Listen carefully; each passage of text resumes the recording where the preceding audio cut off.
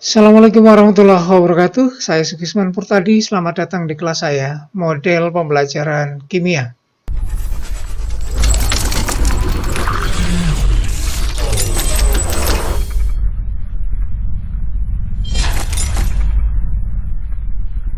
Untuk bab yang kelima, kita akan membahas tentang metode-metode pembelajaran.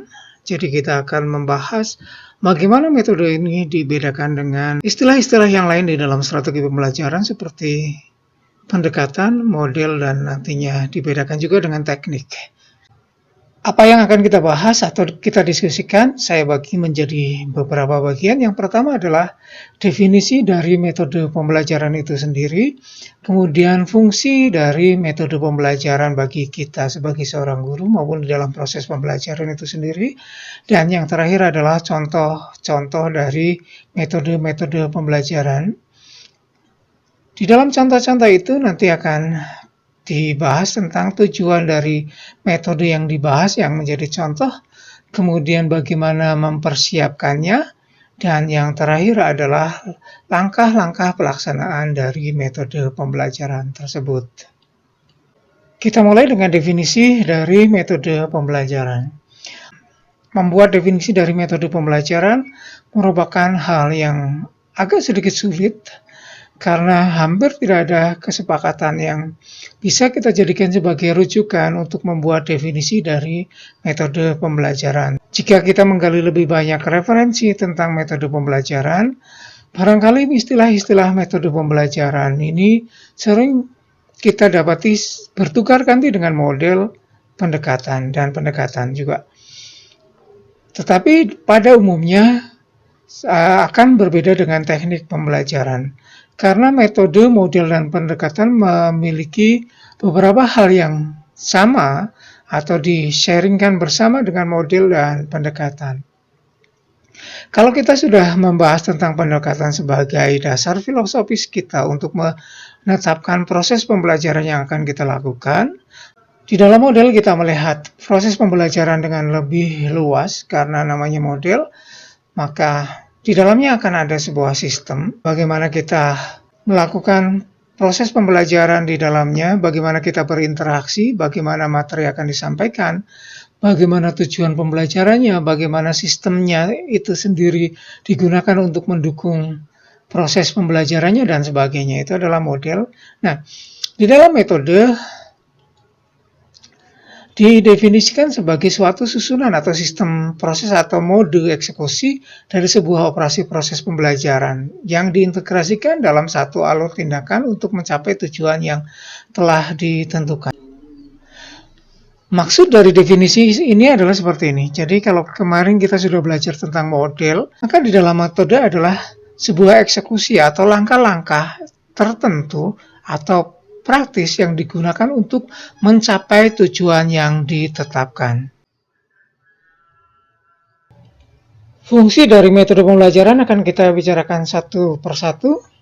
Yang pertama adalah fungsi kognitif. Fungsi ini berkaitan dengan bagaimana kita mengusahakan agar di dalam proses pembelajaran dengan menggunakan metode yang kita gunakan, memungkinkan siswa untuk mengakses pengetahuan. Jadi, metode yang kita gunakan adalah sebuah proses agar siswa dapat memperoleh pengetahuan baik dengan cara langsung maupun dengan melalui sebuah proses, tergantung dari metode yang kita gunakan. Fungsi yang kedua adalah fungsi formatif. Di dalam fungsi ini artinya bahwa ada proses untuk berlatih, menguasai keterampilan tertentu, pengetahuan tertentu di dalam diri siswa, sehingga dia menemukan pengetahuan atau fakta-fakta ilmiah. Fungsi yang lainnya adalah fungsi motivasi. Kita membuat metode itu bukan berdasarkan yang kita senangi, akan tetapi sebagai seorang guru menjadikan sebuah metode itu sebagai wahana agar siswa tertarik dengan apa yang akan kita sampaikan, apa yang akan dipelajari. Jadi akan menjadikan mereka untuk lebih interest, lebih berminat lagi untuk ikut terlibat di dalam proses pembelajaran. Jadi proses pembelajaran itu akan menarik mereka, merangsang minat mereka untuk lebih tahu lebih dalam apa yang akan didiskusikan. Fungsi berikutnya adalah fungsi instrumental. Fungsi instrumental ini artinya metode pembelajaran dianggap sebagai alat. Alat untuk apa? Yaitu alat untuk mencapai suatu tujuan pembelajaran dan juga mencapai apa yang sudah direncanakan. Dan yang terakhir adalah fungsi normatif. Fungsi normatif di sini artinya sesuai dengan langkah-langkah proses pembelajaran yang sudah direncanakan. Untuk lebih jelas membahas tentang definisi dan fungsi dari metode pembelajaran, kita akan melihat beberapa contoh metode pembelajaran yang biasa digunakan di dalam proses pembelajaran kimia. Ada banyak sekali metode yang ada di lapangan yang sudah dikembangkan oleh para peneliti maupun para pendidik di bidang pembelajaran kimia. Kita akan melihat beberapa. Yang pertama adalah kelompok metode yang ada di dalam pendekatan teacher center. Yang pertama adalah presenting and explaining. Jadi menyajikan dan menjelaskan, ini hampir sama seperti dengan ceramah, akan tapi lebih jauh dari itu. Kemudian berikutnya adalah direct instruction.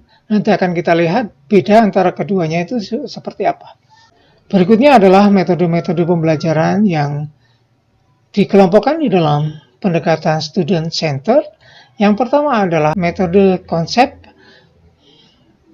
Ini kemarin kita sudah membicarakan di model pencapaian konsep attainment model. Kita akan bicara tentang metodenya seperti apa. Kemudian ada contoh inquiry, problem based learning, dan cooperative learning. Jadi 6 metode pembelajaran ini yang akan kita bahas lebih lanjut dari sisi tujuannya, kemudian persiapannya, dan bagaimana pelaksanaannya di dalam kelas. Yang pertama adalah presenting and explaining. Ini tujuan yang utamanya dari metode pembelajaran ini adalah yang pertama adalah memperoleh pengetahuan dan mengasimilasi informasi baru. Jadi memperoleh informasi baru yang dalam hal ini disampaikan oleh gurunya, yang memperoleh adalah siswanya, kemudian siswanya akan mengasimilasi. Asimilasi ini hampir sama dengan proses asimilasi yang di dalam konstruktivisme, yaitu menggabungkan antara informasi baru dengan apa yang sudah ada di dalam kognitif siswanya. Kemudian tujuan berikutnya adalah memperluas struktur konseptual, dan yang terakhir adalah mengembangkan kebiasaan mendengar dan berpikir. Jika dilihat dari tujuannya, maka teori belajar yang mendukung tujuan dari presenting and explaining ini adalah teori belajar dari konstruktivisme dan kognitivisme. Kita akan melihat bahwa proses mengasimilasi dan memperoleh dan mengasimilasi pengetahuan baru atau informasi baru adalah sebuah proses konstruktif yang dilakukan sendiri oleh siswa. Dengan melihat bahwa proses asimilasi itu dilakukan oleh siswa, maka setelah proses asimilasi, maka siswa akan membuat jaringan-jaringan kognitifnya akan meluas. Pemahaman mereka terhadap suatu konsep akan meluas. Jadi tujuannya adalah memperluas struktur kognitif siswa. Langkah-langkah dari presenting and explaining ini, metode ini memiliki beberapa fase. Yang pertama adalah fase menarik perhatian, kemudian menyampaikan tujuan pembelajaran, dan menetapkan langkah pembelajaran atau setting pembelajaran. Di dalam bagian ini, guru menarik perhatian siswa, kemudian membahas tujuan pembelajarannya, dan menyiapkan mereka untuk belajar. Fase yang kedua adalah mempresentasikan advanced organizer. Advanced organizer ini semacam fokus utama yang memberikan kerangka pemikiran yang besar kepada siswa kita saat mereka belajar sebuah konsep. Katakan mereka misalnya sedang belajar tentang konsep asam dan basa misalnya. Kalau mereka bicara tentang asam dan basa, mungkin mereka sudah mengenal di tengahnya ada senyawa netral. Kita berikan pada mereka bagaimana senyawa-senyawa yang bersifat asam dan bagaimana senyawa-senyawa yang bersifat basa, dan kemudian ada senyawa-senyawa yang berupa garam. Bagaimana sifat garam itu sendiri? Nah, kita akan menentukan bagaimana sifat asam atau basa dari sebuah garam dengan menghitung pH-nya. Nah, ini adalah kerangka besar yang menjadi pemikiran siswa, bagaimana kita bisa menentukan sebuah garam itu ternyata bisa bersifat asam atau basa, bukan selalu bersifat netral walaupun mereka dibentuk dari asam dan basanya. Itu adalah advanced organizer. Kemudian fase yang ketiga adalah mempresentasikan materi pembelajaran. Jadi setelah kita memberikan tujuan utama atau fokus utama dari proses pembelajaran yang akan berlangsung, kita mempresentasikan materi dengan urutan yang logis. Ciri khas utama dari metode ini adalah materi disampaikan dalam urutan yang logis yang sedemikian sehingga siswa bisa menangkap materinya dengan mudah. Dan mereka bisa menyatukan dengan apa yang mereka sudah ketahui sebelumnya. Oleh karena itu, sebenarnya fungsi dari pretest atau mengetahui apa yang mereka ketahui sebelumnya ini sangat penting. Kadang-kadang kalau misalnya guru tidak sempat untuk memberikan pretest, kemudian mengecek pengetahuan awal siswa, mereka bisa atau guru bisa menggunakan analisis pengetahuan-pengetahuan apa yang sudah ada di pelajaran kimia sebelumnya dan juga apa yang sedang tren di masyarakat sekarang. Itu sebagai konsep awal, sebagai pijakan sebelum kita membelajarkan siswa kita dengan konsep-konsep yang baru. Dan fase yang terakhir adalah memantau dan memeriksa pemahaman dan memperkuat pemikiran siswa. Ini bisa dilakukan dengan menggunakan tes, bisa menggunakan refleksi, bisa menggunakan tanya jawab singkat dan sebagainya, supaya kita tahu apakah siswa sudah memahami apa yang kita sampaikan atau belum. Nah, untuk mempersiapkan presenting explaining ini sebenarnya ada beberapa hal. Yang pertama adalah memilih tujuan dan konten untuk presentasi. Konten ini sangat penting dan tujuan ini biasanya dikaitkan dengan tujuan yang sifatnya kognitif dan konsep yang akan disampaikan. Kemudian mendiagnosis pengetahuan siswa sebelumnya seperti yang sudah saya sampaikan tadi. Ini adalah bagian yang penting dalam proses menerapkan metode presenting and explaining karena kita tidak akan bisa begitu saja memasukkan informasi pada siswa kita, tetapi kita dituntut untuk memfasilitasi mereka agar mereka bisa dalam tanda kutip mencantolkan apa yang kita sampaikan dengan apa yang mereka sudah ketahui. Oleh karena itu, apa yang sudah mereka ketahui itu harus kita gali. Tadi, jika tidak dengan menggunakan pretest, kita bisa menggali pengetahuan-pengetahuan apa sih yang mendukung konsep yang akan kita sampaikan pada siswa. Dan yang berikutnya adalah memilih advanced organizer yang sesuai dan kuat. Jadi kita memilih satu kasus atau mungkin satu fokus di dalam konsep ini yang bisa mengikat kuat siswa supaya mereka lebih fokus pada apa yang menjadi tujuan pembelajaran hari itu apa, atau apa yang menjadi tujuan di dalam konsep pokok bahasan tersebut. Dan yang terakhir adalah merencanakan penggunaan waktu dan ruang. Ini termasuk juga bagaimana kita merencanakan tempat duduk siswa, kemudian mengatur ruangannya, mengatur, ya kadang-kadang kita tidak mungkin untuk mengatur ulang seluruh kelas kita, akan tapi mungkin saja kita masih bisa mengatur bagaimana siswa nanti akan berinteraksi dengan temannya, dengan materinya, dengan gurunya dan sebagainya dengan mengatur tempat duduk mereka. Metode yang tergabung di dalam Teacher Center berikutnya adalah Direct Instruction. Direct Instruction ini sering diterjemahkan sebagai metode pembelajaran langsung.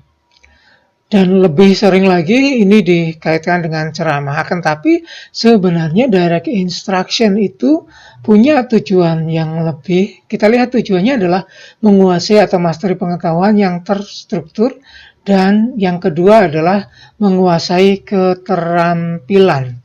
Jadi direct instruction ini lebih difokuskan pada bagaimana kita membelajarkan keterampilan kepada siswa. Keterampilan yang dimaksud ini memang lebih banyak ke keterampilan kerja tangan, akan tapi tidak menutup kemungkinan bahwa yang dimaksud di sini juga adalah keterampilan berpikir. Dengan demikian, ini lebih ke behavior. Jadi karena lebih banyak ditekankan pada bagaimana kita membelajarkan keterampilan pada siswa. Jadi teori belajar yang mendukung adalah teori belajar behavior, dan kita menggunakan direct instruction ini pada proses pembelajaran yang lebih menekankan pada keterampilan. Mungkin kalau di KD adalah KD 4 titik sekian. Langkah-langkah direct instruction yang pertama adalah fase menarik perhatian siswa, menyampaikan tujuan dan menyampaikan setting pembelajarannya. Ini hampir sama atau sama malah dengan presenting and explaining yang tadi sudah kita bahas. Jadi ini sama persis. Jadi di dalam fase ini guru menyampaikan tujuannya, kemudian latar belakang pengetahuannya, kemudian menjelaskan mengapa pembelajaran itu penting. Kemudian fase yang kedua adalah mendemonstrasikan keterampilan yang akan dicapai. Jadi guru menyampaikan apa yang akan mereka lakukan di dalam kerja hari itu, kemudian disampaikan dengan menggunakan demonstrasi, misalnya bagaimana cara meliterasi yang baik. Guru menyampaikan begini cara meliterasi, bukan hanya sekedar verbal, akan tetapi langsung demonstrasinya. Dan disampaikan juga secara detail apa yang dimaksud dengan meliterasi yang baik tadi. Kemudian setelahnya, siswa diajak untuk berlatih meliterasi dengan beberapa tahap. Ya, tahap yang pertama adalah pelatihan dulu. Mereka berlatih dulu bagaimana cara memegang buretnya, bagaimana mereka memegang Erlenmeyernya, bagaimana mereka membuka, menutup buret, dan seterusnya. Itu dulu dilatihkan. Kalau tidak bisa secara keseluruhan, kita bisa meminta satu dari setiap kelompok itu untuk maju ke depan, kita latih, kemudian meminta mereka untuk melatih temannya, dan seterusnya. Itu artinya kita memberikan latihan dengan terpandu, dan kemudian baru kita memberikan kerja lebih banyak lagi, kerja yang betul untuk melatih mereka dengan situasi-situasi yang baru. Di fase berikutnya adalah memeriksa pemahaman dan memberikan umpan balik. Di dalam proses ini, kita memeriksa bagaimana keterampilan itu sudah diperoleh siswa atau belum.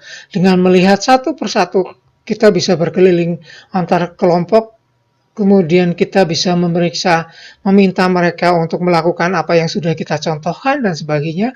Kemudian kita mengoreksi, membetulkan, dan sebagainya supaya mereka bisa meliterasi dengan lebih baik. Yang terakhir adalah memberikan latihan dan transfer keterampilan yang diperpanjang. Jadi kita bisa memberikan latihan, mungkin bisa memberikan kerja tambahan, atau bisa memberikan tugas-tugas yang akan mereka lakukan di rumah.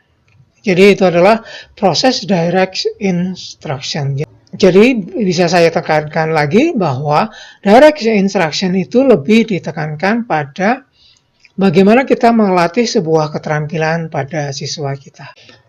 Untuk mempersiapkan direct instruction ada beberapa langkah. Yang pertama adalah menyiapkan tujuan dari pembelajaran. Jadi keterampilan apa yang akan kita ajarkan itu sangat penting karena nanti akan berkaitan dengan bagaimana langkah-langkah proses pembelajaran yang akan kita lakukan.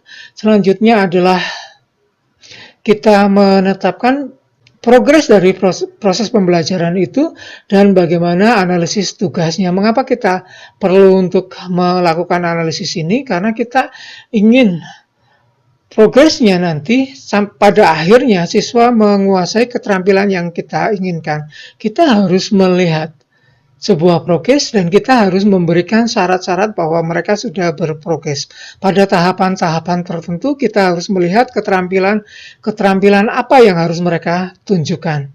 Jadi misalnya saat kita melatih di awal mereka baru melihat bagaimana cara memegang Erlenmeyer-nya, bagaimana mereka memegang buretnya, bagaimana menggoyangkan Erlenmeyer-nya saat melakukan titrasi.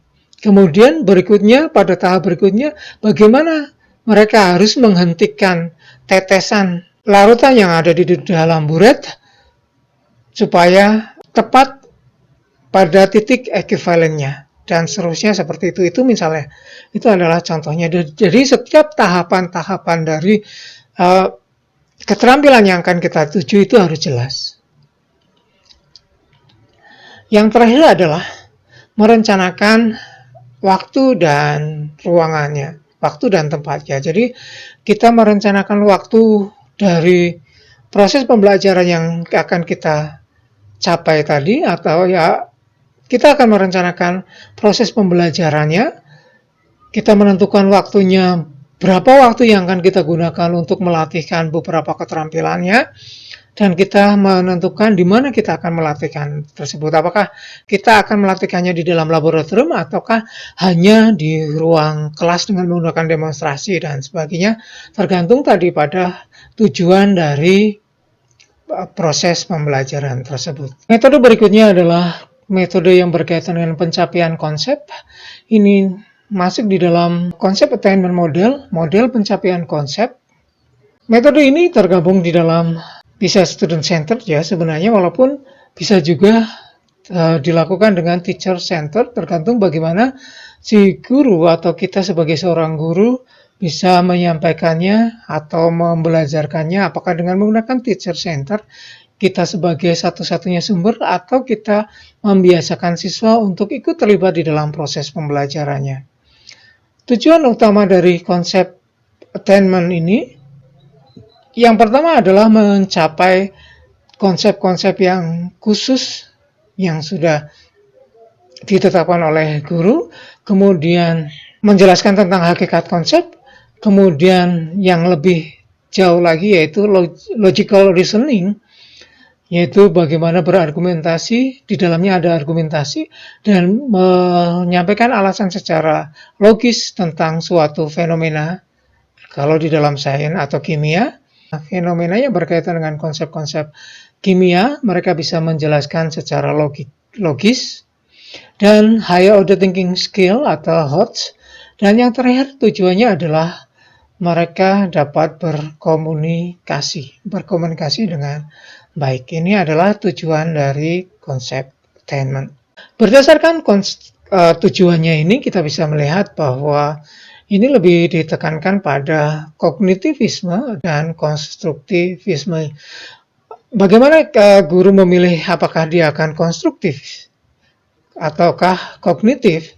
Tergantung bagaimana cara dia menyampaikan konsep tersebut. Apakah konsep itu dipandang sebagai sebuah pengetahuan ataukah dia bagian dari pengetahuan yang akan disusun oleh si siswanya. Fase-fase yang ada di dalam konsep attainment model, yang pertama adalah memperjelas tujuan dan menetapkan setting pembelajaran.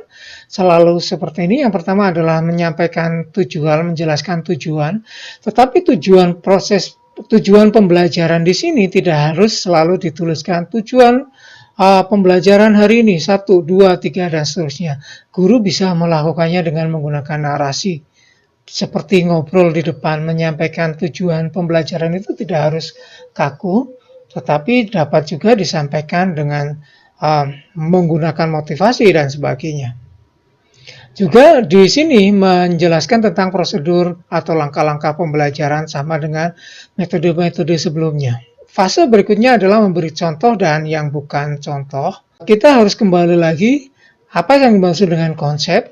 Setelah kita menyampaikan tujuan pembelajaran hari itu, kita bisa memberikan yang kedua adalah contoh-contoh dan yang bukan contoh. Pada saat menyampaikan contoh dan non-contoh, ini tergantung pada apa yang sudah direncanakan oleh guru. Kalau direncanakannya adalah presentasi langsung, maka guru memberikan nama konsep, kemudian memberikan contoh dan non-contohnya sebagai atribut dari konsep tersebut. Tetapi kalau dipakai pencapaian konsep, maka kita beri contoh dan non-contoh ini di awal, supaya siswa kemudian bekerja secara induktif untuk mendapatkan konsep tersebut. Jadi berdasarkan contoh dan yang bukan contoh, setelah mereka mengklasifikasikan contoh dan yang bukan contoh, mereka bisa kemudian menarik kesimpulan bahwa konsepnya adalah yang ini. Kemudian berikutnya adalah menguji pencapaian konsep yang dimaksud. Ini berkaitan dengan kita melihat apakah siswanya sudah menguasai konsep yang dimaksud atau belum. Dengan cara memberikan contoh, kemudian kita melihat respon siswa, apakah mereka bisa menempatkan contoh-contoh tersebut ke dalam konsep dengan benar atau tidak. Juga bisa diminta untuk menyampaikan contohnya dari konsep yang sudah diberikan, dan juga sesuatu yang di luar dari contoh tersebut. Dan yang terakhir adalah menganalisis proses berpikir siswa dan integrasi pembelajaran.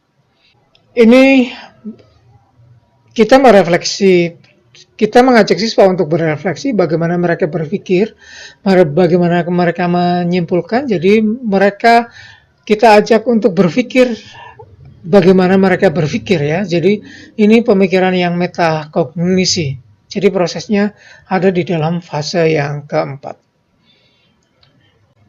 Kemudian guru membantu siswa untuk mengintegrasikan dengan pembelajaran yang baru. Jadi dari pengetahuan yang mereka dapat, kemudian mereka di-expand lebih jauh lagi dengan pembelajaran yang baru.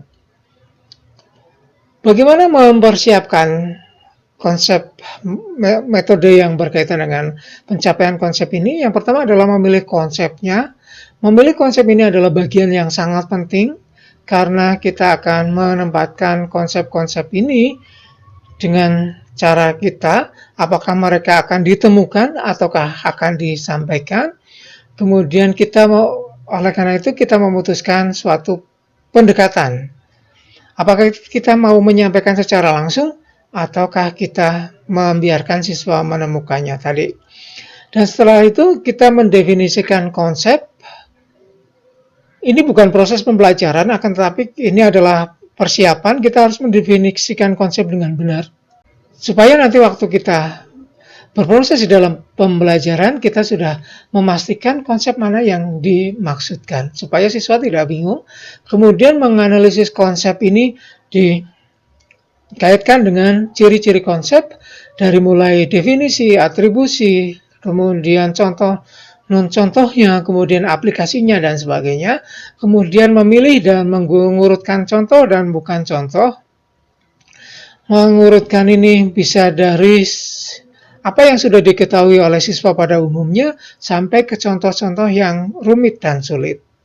Dan berikutnya adalah menggunakan gambar visual, menggunakan grafis dan peta konsep. Jadi kita bisa menggunakan mungkin infografis, kemudian bisa juga kita menggunakan peta konsep yang menghubungkan antara konsep yang satu dengan konsep yang lain. Ingat namanya peta konsep, jadi di dalamnya harus konsep.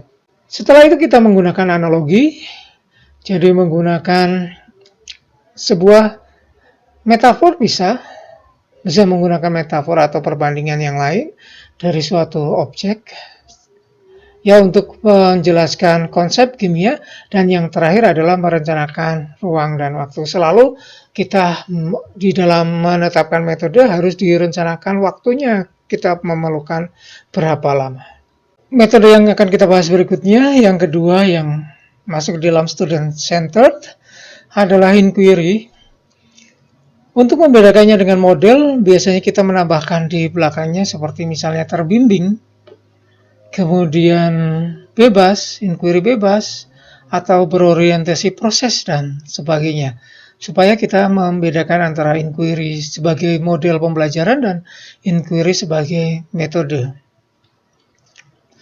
Nah, tujuan dari inquiry sendiri yang pertama adalah memperoleh pengetahuan tentang fokus inquiry, jadi memperoleh pengetahuan tentang inquiry itu sendiri. Yang kedua adalah mengembangkan keterampilan berpikir dan bernalar,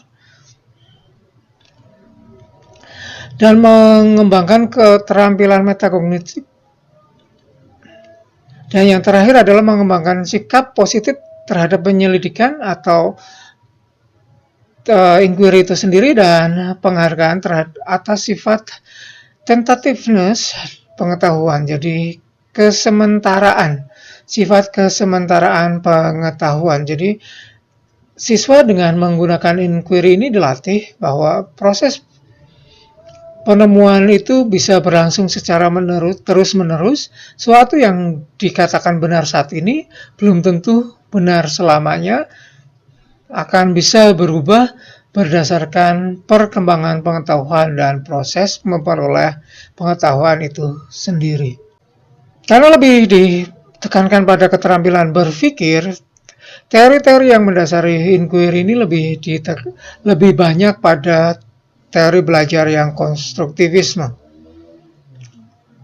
Fase-fasenya terdiri dari beberapa langkah. Yang pertama adalah fase yang pertama adalah menarik perhatian, menjelaskan proses inquiry itu sendiri.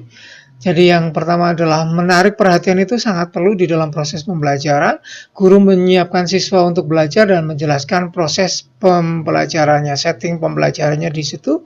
Kemudian fase yang kedua adalah mempresentasikan masalah, kejadian-kejadian atau fenomena-fenomena yang unik, yang berbeda, yang bisa menarik perhatian siswa untuk bertanya lebih lanjut atau memunculkan masalah. Berikutnya adalah meminta siswa untuk merumuskan hipotesis setelah mereka menyampaikan pertanyaannya.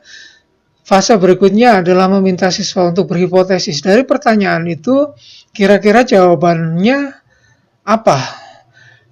Prediksi ini tidak hanya asal berdasarkan intuisi, akan tapi dengan menggunakan logika berdasarkan pengetahuan-pengetahuan awal yang mereka punya. Jadi itu adalah hipotesis. Berikutnya adalah mendorong siswa untuk mengumpulkan data dan untuk menguji hipotesisnya. Jadi berdasarkan pengetahuan sebelumnya mereka bisa berhipotesis, akan tapi hipotesis ini bukan sebuah jawaban dari pertanyaan. Mereka harus diuji dengan melakukan pengamatan, pengumpulan data, dengan bereksperimen, dan yang lainnya. Fase berikutnya adalah merumuskan atau menjelaskan atau menarik kesimpulan. Jadi mereka menganalisis berdasarkan hasil-hasil yang mereka peroleh, kemudian mereka menarik kesimpulan. Dan fase yang terakhir adalah berefleksi. Di sini guru membuat suasana agar siswanya berpikir tentang bagaimana mereka bisa berpikir untuk menyelesaikan sebuah masalah. Perencanaan yang pokok di dalam inquiry yang pertama adalah menentukan learning outcome-nya atau hasil belajar yang ingin dicapai, dan yang terakhir adalah mengidentifikasi masalah yang cocok untuk inquiry tersebut. Jadi tentukan dulu hasil belajar yang akan dicapai apa saja dari sisi keterampilan dan dari sisi kognitifnya, kemudian menentukan masalahnya supaya bisa dicapai tujuan pembelajaran tersebut. Itu adalah inquiry. Berikutnya akan kita bahas tentang cooperative learning. Metode-metode yang tergabung di dalam cooperative learning, ada banyak tipe metode di dalam cooperative learning. Anda silakan cek pengetahuan Anda atau pemahaman Anda dengan pendekatan dan model. Kita sudah bicara beberapa kali tentang cooperative learning. Tujuan dari cooperative learning yang perlu kita ketahui di sini dan perlu kita ingat, yang pertama adalah cooperative learning itu mungkin ditujukan untuk meningkatkan prestasi akademik. Akan tapi yang lebih besar lagi, dari tujuan yang lebih besar dari cooperative learning adalah membangun toleransi dan penerimaan atas keberagaman baik yang ada di dalam kelas maupun yang ada di dalam di luar kelas. Jadi siswa terbiasa untuk menerima keberagaman individu. Dan yang terakhir adalah keterampilan sosial. Setelah mereka tahu keberagaman individu, mereka akan mengembangkan keterampilan sosial.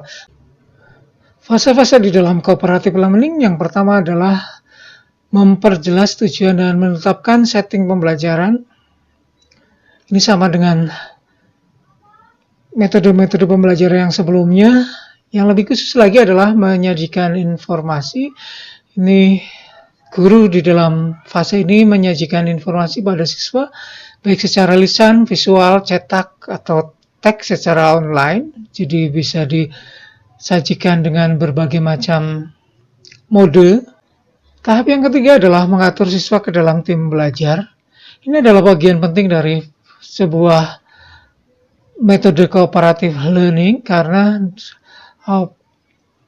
ciri utama dari cooperative learning adalah bagaimana guru membagi sebuah kelompok atau siswa ke dalam kelompok-kelompok ya masing-masing.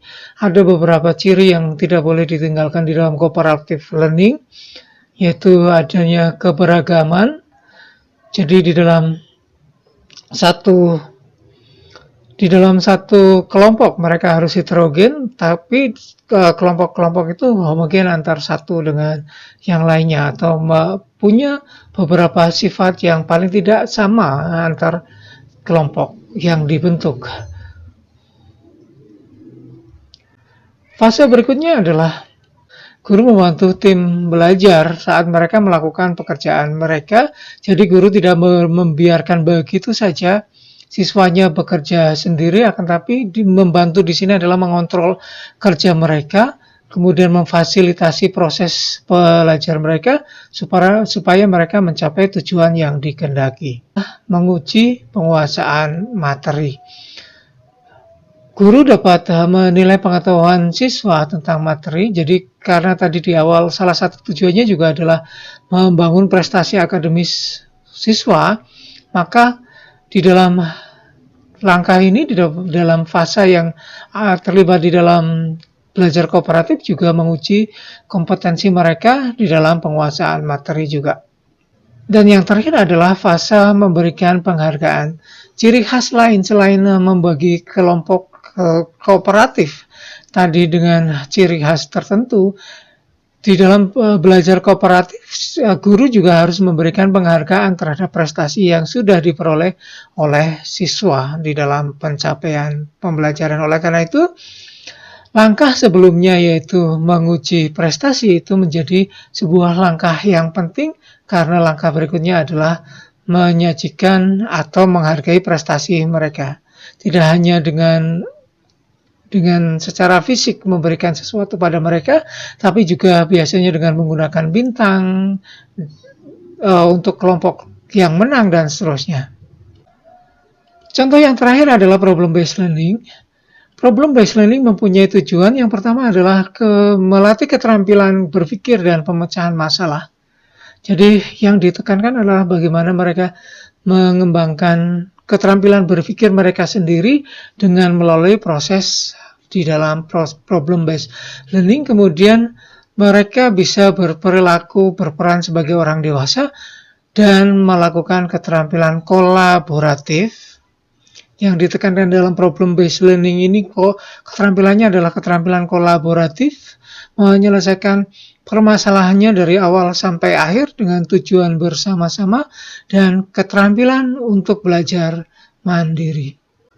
Fase-fase di dalam problem-based learning yang pertama adalah mengarahkan siswa pada masalah. Jadi guru menampilkan suatu masalah, bisa juga menampilkan suatu kondisi sehingga muncul suatu masalah, mungkin bisa berupa sebuah cerita yang panjang atau bisa menggunakan teks atau video atau secara verbal langsung oleh guru sehingga bisa memunculkan kondisi yang mengarahkan pada siswa bahwa di sini ada masalah.